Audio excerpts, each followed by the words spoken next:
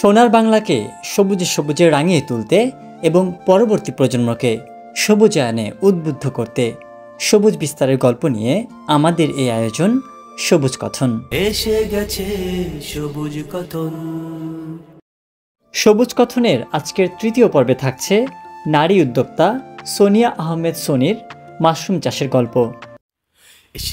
এসে গেছে সবুজ কথন, সবুজ নিয়ে হবে আলাপন, সবুজ নিয়ে হবে আলাপন।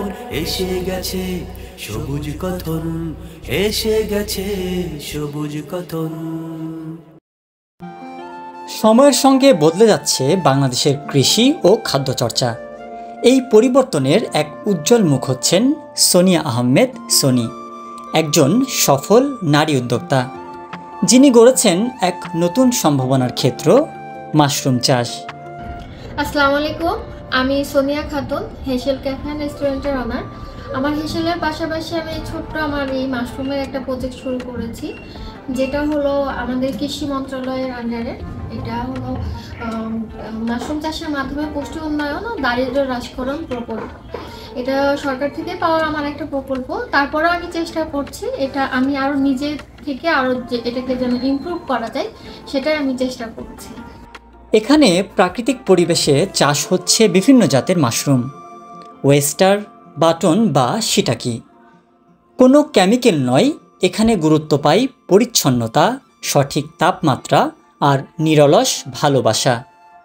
সোনিয়ার বিশ্বাস, সুস্থ জীবনের জন্য দরকার নিরাপদ ও পুষ্টিকর খাদ্য, আর মাশরুম তা হতে পারে সেই চাবিকাঠি।